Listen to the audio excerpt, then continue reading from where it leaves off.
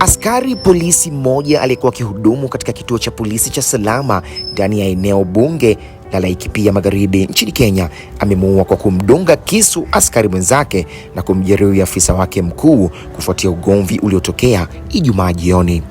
Kwa mujibu wa Citizen Digital, askari huyo konsebo wa polisi Victor Chesang mwenye umri wa miaka 42 alikuwa kazini alipodaiwa kuingia kwenye ugomvi na konsebo wa polisi Abel Kivoto Kimanzi, tukio lililogeuka kuwa la mauaji kabla ya wakazi wa kituo cha biashara cha Salama kuingilia kati. Kwa mujibu wa taarifa za polisi, wakati tukio hilo likitokea, afisa msimamizi wa kituo cha polisi cha Salama, Sergeant Wahome Muigai, alikuwa katika eneo la kituo cha biashara alipoyasikia makelele ya kuomba msaada. Akiwa umbali kidogo, alishuhudia askari hao wawili wakipambana, ndipo alipokimbilia eneo la tukio.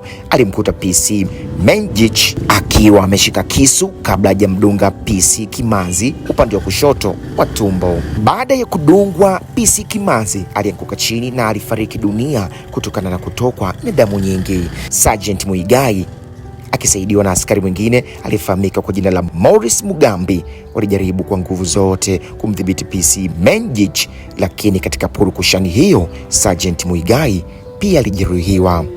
Hatimaye wananchi waliokuwa wamekusanyika eneo la tukio walifanikiwa kumdhibiti askari huyo aliyekuwa amepagawa na kumfunga pingu kabla ya kumkimbiza yeye pamoja na Sergeant Muigai katika zahanati ya Salama kwa ajili ya matibabu ya awali. Baadaye wote wawili walihamishiwa hospitali ya rufaa ya kaunti ya Nyahururu kwa matibabu zaidi.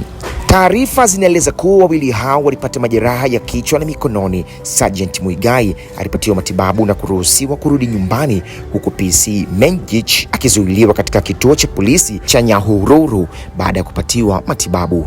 Uchunguzi umeanzishwa kubaini chanzo halisi cha ugomvi uliosababisha tukio hilo la kusikitisha. Askari kutoka kituo cha polisi cha Nyahururu waliwasili eneo la tukio kwa ajili ya kuchukua ushahidi na kuchunguza eneo la uhalifu kabla ya kuchukua mwili wa marehemu PC Kimanzi na kuhifadhi katika mochwari ya hospitali ya Kikatoliki ya Papa Benedict kwa ajili ya uchunguzi. Hii ni sauti ya Rami Ramsey kutoka GA Lens.